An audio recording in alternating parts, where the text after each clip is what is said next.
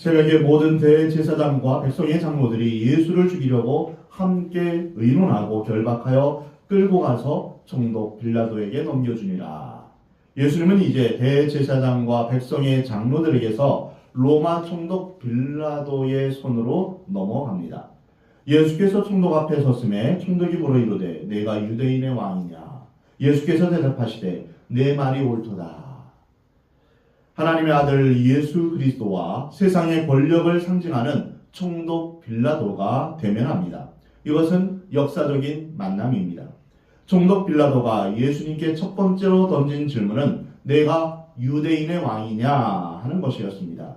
앞서 종교재판에서는 내가 하나님의 아들이냐 이런 질문을 던짐으로 신성모독이라는 죄목을 붙였는데 빌라도 앞에서 하는 정치재판에서는 예수님이 유대인의 왕이다 이렇게 주장했다고 그렇게 죄목을 내세웠던 것입니다. 그 당시 지배를 당하는 나라의 왕은 로마 황제의 허락하에 이제 왕을 세울 수 있는데 스스로 왕이라고 하는 것은 로마에 대한 반역죄에 해당하는 것입니다. 우리는 빌라도의 재판에서 몇 가지 중요한 교훈을 얻을 수 있습니다. 첫 번째는 빌라도는 예수님이 죄가 없다는 사실을 누구보다도 잘 알고 있었습니다. 그는 예수님이 처음 자기에게 이송되었을 때 시기심으로 유대인들이 종교 문제로 이제 나에게 왔다라고 생각해서 이것을 쉽게 처리하려고 했습니다. 다른 복음서를 보면 빌라도가 몇 가지 질문을 한 뒤에 예수님을 대제사장에게 다시 돌려보냈습니다. 재판권을 다시 이양한 것입니다. 그러나 대제사장은 예수님을 죽일 권한이 없었기에 또다시 이유를 붙여서 빌라도에게 보냅니다. 빌라도는 예수님을 재판하기 시작할 때에야 이것이 단순하지 않은 문제라는 것을 깨닫게 됩니다.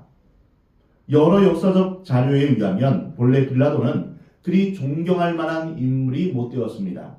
잔인하고 감정적이고 굉장히 탐욕스러운 인물이었습니다. 그가 잘못을 저질러서 결국은 10년 만에 로마로 되돌아가는 그런 기록도 있습니다. 그러나 존경받지 못하고 잔인했던 빌라도였지만 예수님을 재판하는 과정에서 예수님에게서 어떤 죄나 사형 선고를 내릴 만한 혐의를 발견하지 못했던 것입니다. 빌라도가 예수님께 정말 내가 유대인의 왕이냐라고 질문합니다. 빌라도의 관심은 이 사람이 밀란을 주도할 수 있는 인물인가 알아보는 것입니다. 로마 정권에 대항할 인물인가 아닌가 이것을 판단하는 것이죠. 예수님은 이 질문에 대해서 간결하고 분명하게 대답하셨습니다. 내 말이 옳도다. 주님께서 대답하신 이 왕은 메시아로서의 통치자를 의미합니다. 예수님은 만왕의 왕이 되시기 때문입니다. 빌라도가 또 묻습니다. 이렇게 많은 증거가 있는데 너는 이 증거에 대해서 어떻게 생각하느냐? 예수님은 거짓 증거에 대해서 침묵하셨습니다. 빌라도는 예수님을 재판하면서 예수님이 혐의가 없다는 것을 알게 됩니다. 빌라도는 예수님이 두려워하지도 않고 초연하게 법정에 서 있는 모습을 보고 큰 충격을 받게 됩니다. 오늘 본문 14절에 한마디도 대답하지 아니하시니 총독이 크게 놀라워하더라. 예수님에게서 다른 사람과는 전혀 다른 어떤 모습을 느낀 것입니다. 특별히 다음의 말씀을 보면 재미있는 기록이 나옵니다. 오늘 본문 19절에 총독이 재판석에 앉았을 때 그의 아내가 사람을 보내어 이르되 저 옳은 사람에게 아무 상관도 하지 마옵소서. 오늘 꿈에 내가 그 사람으로 인하여서 애를 많이 태웠나이다. 빌라도의 아내는 매우 힘든 꿈을 꾸었습니다. 그래서 재판 중에 사람을 보내어서 저 사람은 의로운 사람이다. 상관하지 말고 당신은 손 떼라. 이렇게 남편에게 전합니다. 재판이 진행되어 청중이 예수님을 십자가에 못 박으라고 소리 지를 때 빌라도는 다음과 같이 말합니다. 빌라도가 이르되 어찌느냐 무슨 악한 일을 하였느냐. 그들이 더욱 소리질러 이르되 십자가에 못 박혀야 하겠나이다. 많은 사람들이 예수님을 십자가에 못 박으라고 여론몰이 재판을 했을 때 빌라도는 이 사람이 무슨 악한 일을 했느냐 이렇게 질문합니다. 그는 본의 아닌 본의 아니게 예수님을 십자가에 내어주면서 너무 괴로워서 자기의 손을 물로 씻었습니다. 그리고 나는 이 사람의 피와 아무 상관도 없다. 이렇게 말합니다. 빌라도가 아무 성과도 없이 도리어 밀란이 나려는 것을 보고 물을 가져다가 무리 앞에서 손을 씻으며 이르되 이 사람의 피에 대하여 나는 무죄하니 너희가 당하라. 이것은 자기의 양심과 법 지식으로 볼 때 예수님을 사형에 내어줄 만한 근거를 전혀 발견하지 못한 것입니다. 예수님은 무죄하다. 이것을 분명히 알았던 것입니다. 그렇습니다. 모든 인류가 다 일어나서 고발하고 고소해도 예수님에게서 죄를 찾을 수가 없었던 것입니다. 왜냐하면 예수님은 하나님 자신이기 때문입니다. 베드로전서 2장에 보면 그는 죄를 범하지 아니하시고 그 입에 거짓도 없으시다 라고 말씀하십니다. 큰 죄든 작은 죄든 누구든지 죄가 있다면 그는 죄값을 치러야 합니다. 죄를 지은 죄값은 사망입니다. 죄의 삭은 사망이다 라고 로마서 6장 23절에 말씀하십니다. 소크라테스와 공자, 석가모니와 같은 인류의 성자로 존경받고 추앙받는 이들이 있습니다. 그런데 그들이 왜 구원자가 될 수 없을까요? 그들이 선을 행하지 않았기 때문이 아니라 자기가 죽어야 할 죄값이 있기 때문입니다. 그들도 역시 죄인이기 때문입니다. 그러나 예수님만은 흠도 티도 없으시며 죄가 없으신 분이십니다. 여기에 예수님의 독특성과 유일성이 있습니다.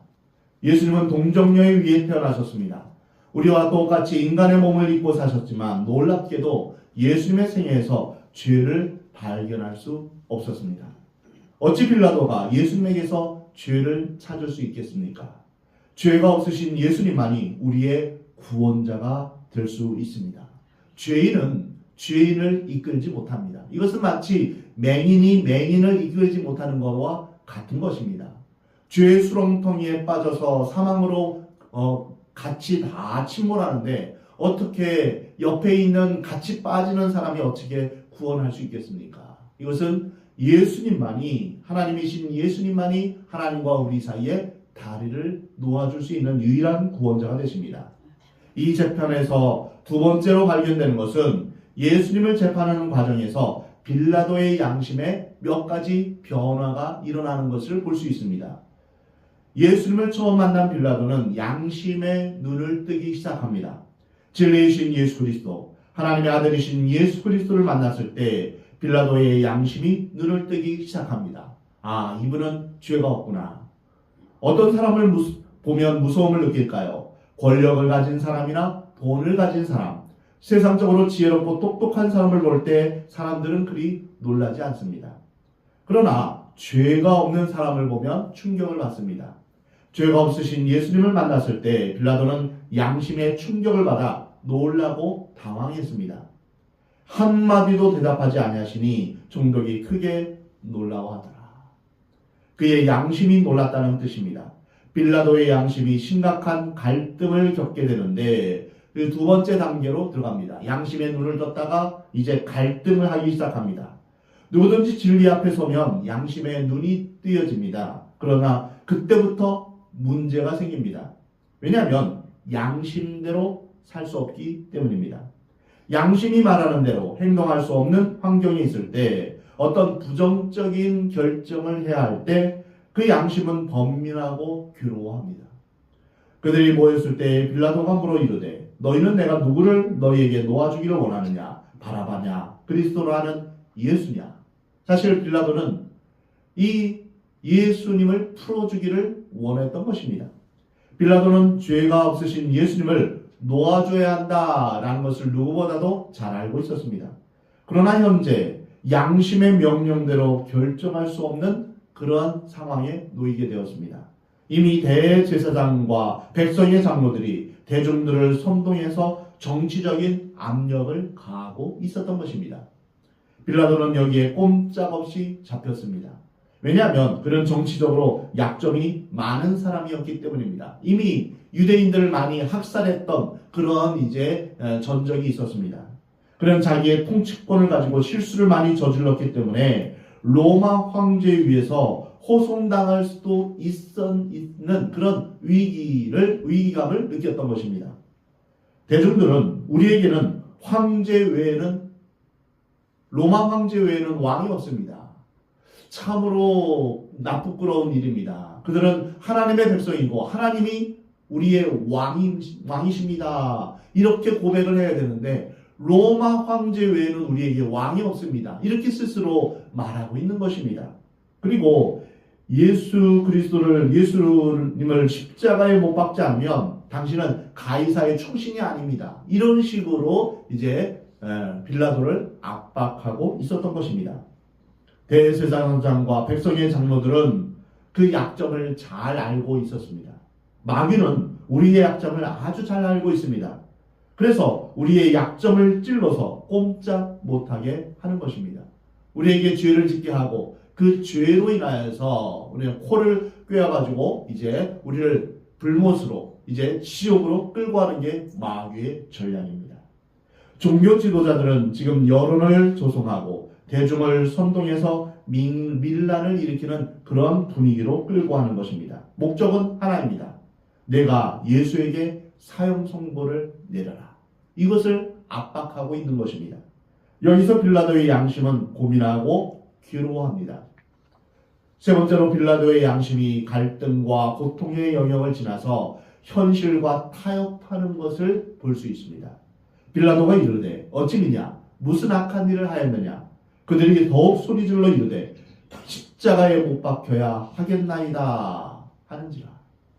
빌라도는 계산을 했습니다. 머릿속으로 계산을 하는 것이죠. 내 양심대로 할 것인가? 아니면 양심을 저버릴 것인가? 만일 양심을 따르면 어떻게 될까? 아마도 밀란이 일어날 것이다.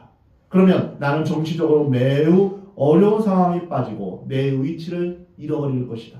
어쩌면 내 가족의 안전도 위협받을지도 모른다. 지금 그런 양심으로 고민을 하고 있습니다. 근데 양심 자체에는 능력이 없습니다.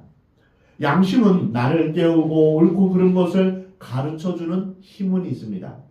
그러나 양심대로 살게 할 수 있는 능력은 없는 것입니다. 그러한 힘은 진리와 영원한 것에 있는 것입니다. 바로 예수 그리스도 안에 있는 것입니다. 그래서 양심만 믿고 사는 사람은 언제나 현실과 타협을 하게 되고 나중에 자기가 원하지 않는 길을 가게 되는 것입니다. 오늘 본문 24절에 빌라도가 아무 성과도 없이 도리어 밀란이 나려는 것을 보고 물을 가져다가 무리 앞에서 손을 씻으며 이르되 이 사람의 피에 대하여 나는 무죄하니 너희가 당하라. 백성이 다 대답하여 이르되 그 피를 우리와 우리 자손에게 돌릴지어다. 우리는 여기서 양심 자체에 어떤 잘못이 있거나 결함이 있는 것을 발견할 수 없습니다. 양심을 알기는 알지만 정의를 선택할 힘이 없다는 것입니다. 또한 내가 고난을 겪고 손해를 본다 할지라도 양심대로 살아갈 능력이 없기에 결국 그 양심은 현실과 타협하게 되는 것입니다. 빌라도는 손을 씻으며 자신은 무죄하다라고 책임을 회피했지만 결국 사도신경에서 예수님은 빌라도에 의해 고난을 받으시고 죽으셨음을 분명히 명시하고 있는 것입니다. 예수님을 죽인 책임에서 벗어날 수가 없는 것입니다.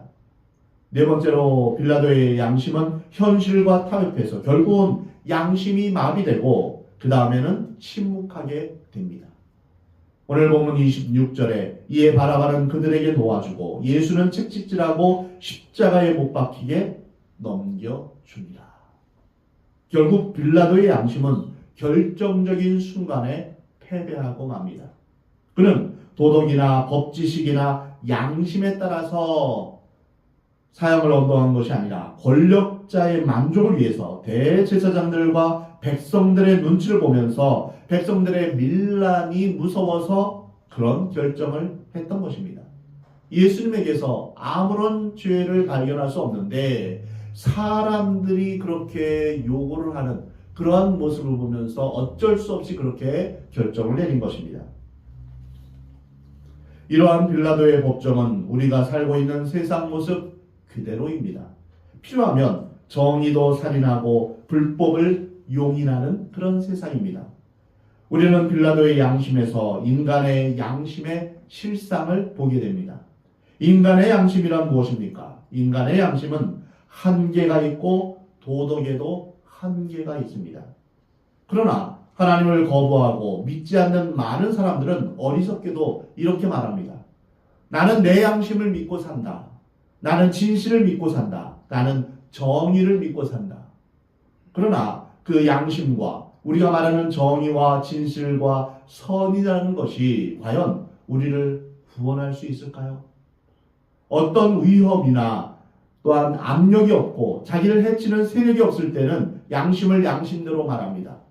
그러나 실제로 우리의 재산과 생명에 위협이 오고 우리의 이해관계가 얽혀 있을 때 그 양심은 무력해지고 마비되며 타협하는 것입니다.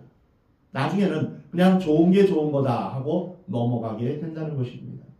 그 양심 자체가 생명을 걸고 뚫고 나갈 수 있는 힘을 제공하는 것이 아닙니다. 양심 자체가 진리거나 구원이 되는 것이 아닙니다. 인간의 양심이란 진리에 의해서 빛을 내는 전등에 불과합니다. 우리가 겸손하게 참빛 대신 예수 그리스도를 영접해야만 진리의 빛 대신 예수님을 우리가 밝히 비출 수 있습니다. 이것이 바로 진리의 빛 대신 예수님을 믿어야 할 이유가 여기에 있는 것입니다. 코드를 꽂고 전원이 켜진 후에야 빛을 낼 수 있는 것처럼 우리가 예수님을 영접한 후에 우리는 참 진리의 빛을 우리는 발견하고 비출 수 있는 것입니다. 우리는 진리이신 예수님을 영접해야 합니다. 인간의 도덕과 양심과 휴머니즘은 우리를 구원하고 우리의 인생의 영원한 목표가 될 수 없습니다. 우리는 본래 죄인입니다. 가장 어리석은 자는 전등 자체로 불을 밝히려는 사람입니다. 가장 어리석은 사람은 하나님이 없다 하는 사람입니다. 가장 어리석은 사람은 나는 죄인이 아니다 라고 그렇게 말하는 사람입니다. 진정 불을 밝히고 싶습니까? 그렇다면 코드를 꽂고 전원을 연결해야 됩니다. 우리가 예수님을 영접하고 진리의 빛 대신 예수님 안에서 거해야 됩니다. 로마서 7장 15절에 보면 사도 바울은 이 문제를 다음과 같이 표현하고 있습니다. 내가 행하는 것을 내가 알지 못하노니 곧 내가 원하는 것은 행하지 아니하고 도리어 미워하는 것을 행하리라. 양심이 예민한 사람일수록 고민을 많이 하고 교양과 도덕으로 살려고 애쓰는 사람일수록 이런 고백을 합니다. 선을 행하고 싶지만 선을 행할 능력이 내게는 없구나. 이것을 깨닫게 됩니다. 이상하게 내가 원하지 않는 악을 자꾸만 행하게 된다는 것입니다. 다른 사람 미워하고 싶지 않은데 자꾸만 미워하게 되고 불평하고 원망하고 싶은데 자꾸만 불평하고 원망하고 짜증내고 또한 우리가 하나님 앞에 나아가고 싶지만 내 마음 가운데 이러한 의심과 불신이 있다는 것입니다.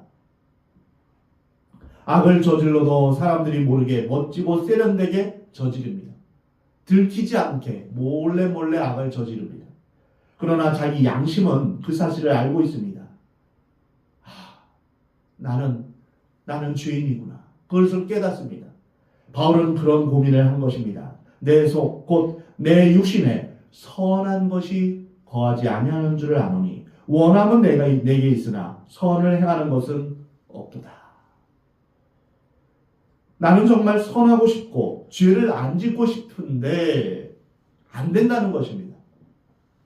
어쩔 수 없이 내가 죄를 짓게 된다는 것입니다. 오라 나는 공고한 사람이로다. 이 사망의 몸에서 누가 나를 건져내랴. 이것은 또한 빌라도의 고민이었습니다. 이것은 또한 우리의 고민이기도 합니다. 우리는 빌라도를 단순히 나쁜 사람으로 매도할 수 없습니다. 왜냐하면 이것이 바로 우리 양심의 문제이기 때문입니다. 하나님의 성령과 생명의 법이 없다면 어떻게 인간 스스로 죄와 사망의 법에서 해방될 수 있겠습니까? 스스로 이 죄의 문제, 죽음의 문제를 해결할 수 있겠습니까? 예수 그리스도의 진리가 없다면 어찌 우리가 구원에 이룰 수 있겠습니까? 인간의 도덕과 양심이라는 것은 타협하고 마비되고 침묵하는 것입니다. 그래서 결국 나는 원하지 않는 결정을 하고 원하지 않는 길을 가게 되는 것입니다. 이것을 막아줄 수 있는 분은 오직 예수 그리스도 뿐이십니다. 예수 그리스도 안에 있는 자는 죄와 사망의 법에서 해방되기 때문입니다. 우리는 이제 양심의 수준에 머무를 것이 아니라 율법의 가르침에 머무를 것이 아니라 예수 그리스도와 연합해서 세례를 받아야 합니다. 예수님을 마음 가운데 모시고 우리는 세례를 받음으로 온전히 우리는 예수님을 믿고 의지하며 살아가야 합니다. 예수 그리스도의 옷으로 의의 옷으로 우리는 다시 지음을 받아야 합니다. 여기에 인간의 겸손과 순종이 필요합니다. 하나님은 겸손한 자를 택하신다라고 말씀하십니다. 하나님, 저는 죄인입니다. 이 죄를 불쌍히 여겨 주옵소서. 오늘 본 말씀에서 빌라도의 재판 첫 번째는 빌라도는 예수님이 죄가 없다는 것을 알았다. 두 번째는 빌라도는 양심의 눈을 떴지만 그러나 현실과 타협하게 되었다. 세 번째로 빌라도의 재판에서 세 번째로 발견되는 것은 죄인인 예수님은 재판관이 되고 재판관인 빌라도는 죄수가 되었다는 것입니다. 빌라도는 사형을 선고하는 권한을 가진 사람으로서 모든 사람이 그 앞에서 벌벌 떱니다. 그런데 그에게서 재판받는 사람이 있습니다. 대답도 몇 가지밖에 안 하고 침묵하며 조용히 서 있습니다. 놀라운 일은 재판받는 예수님에게는 재판관과 같은 마음의 자유와 초연함이 있다는 것입니다. 진리에 대한 확신이 있습니다. 그에게는 두려움이 없습니다. 반대로 호령하고 사형 선고를 내릴 수 있는 빌라도는 양심의 갈등을 겪으면서 괴로워합니다. 자기의 정치적인 입지를 위해서 거짓 재판을 해서 사형 선고를 내려야 합니다. 그는 쫓기는 자가 되고 자신이 죄인의 자리에 있다는 것을 발견하게 됩니다. 이것이 진리입니다.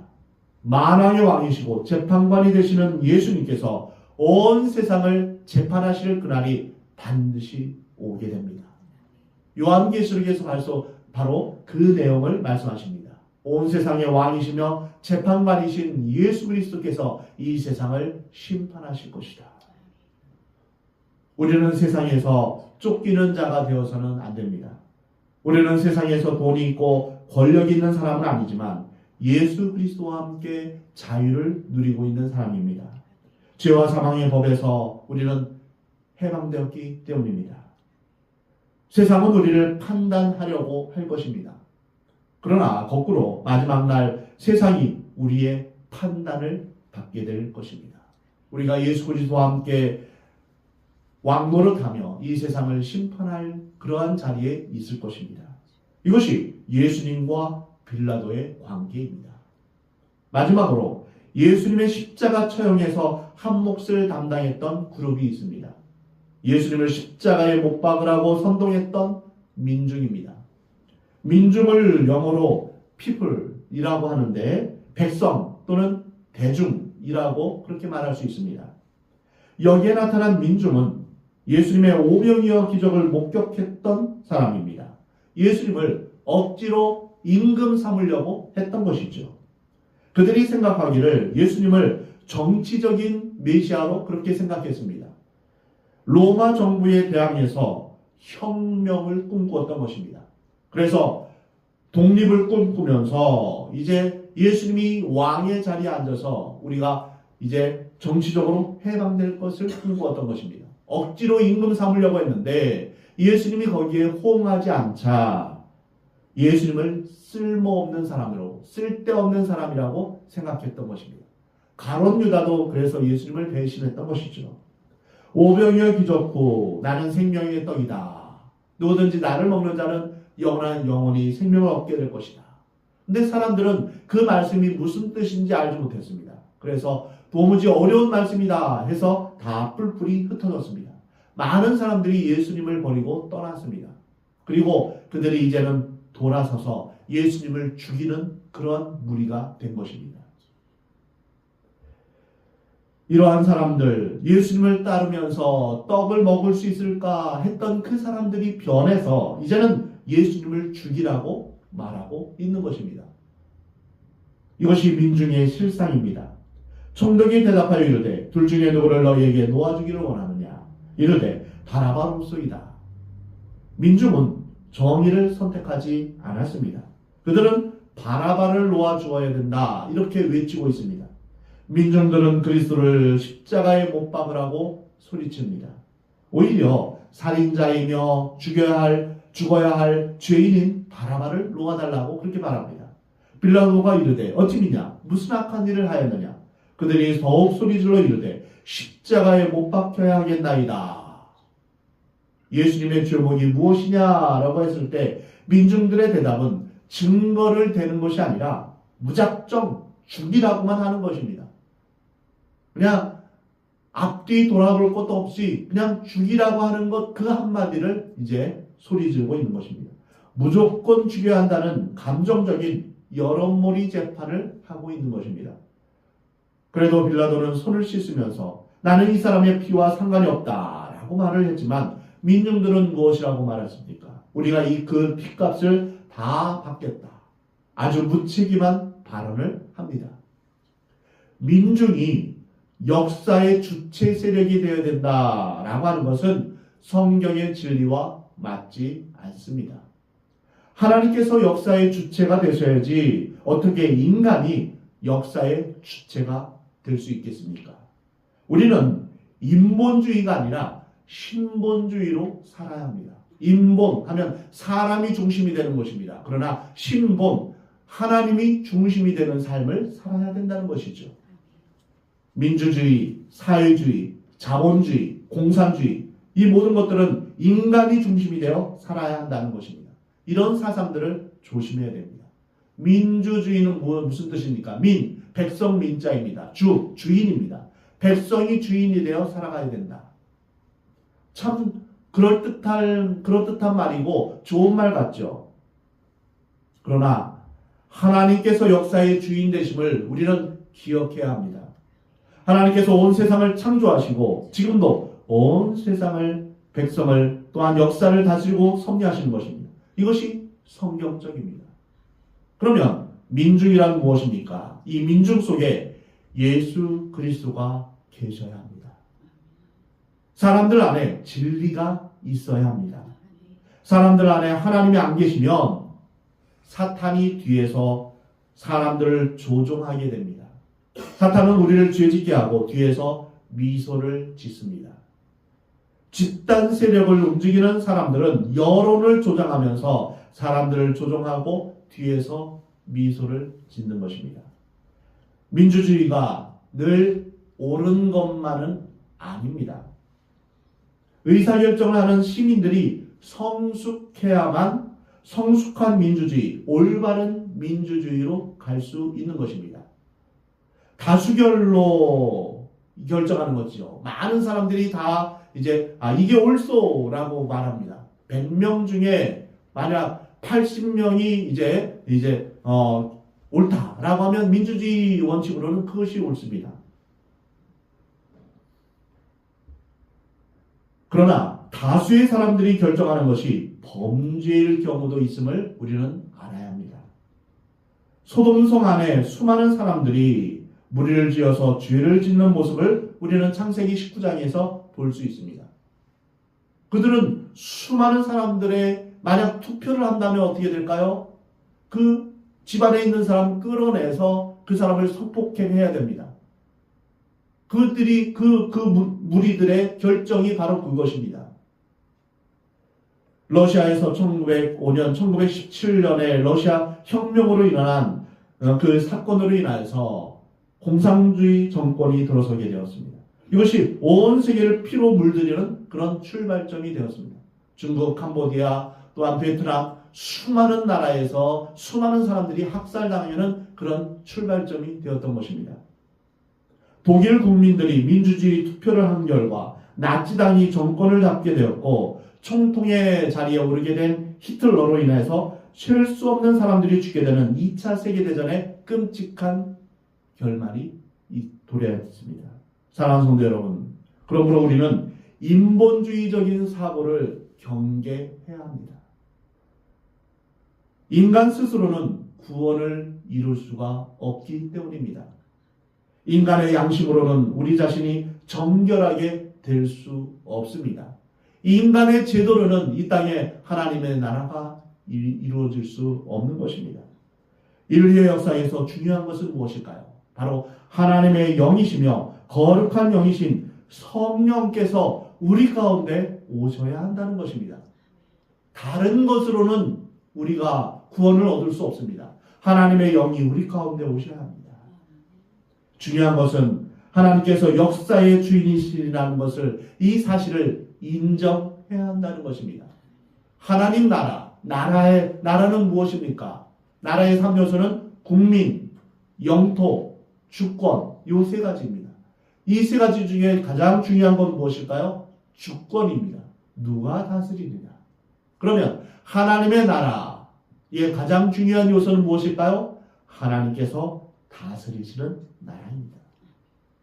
하나님이 왕이 되심을 인정하는 나라입니다. 인간이 역사의 주인공이라고 착각할 때 인간은 죄악을 저지르게 됩니다. 지금까지 수많은 인간 역사를 보십시오. 전쟁과 참혹한 살인이 난무하지 않았습니까?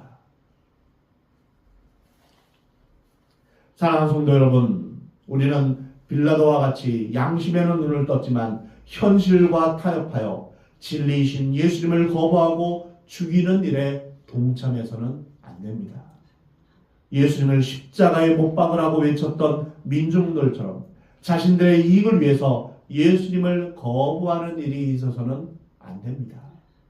하나님께서는 지금도 하나님께서 왕이 되셔서 친히 주관하시고 역사하시는 공동체를 만들고 계시는데, 그것이 바로 하나님께서 친히 세우신 거룩한 교회입니다. 교회를 통하여 하나님께서 통치하시는 하나님의 나라 천국을 세우시기를 원하십니다.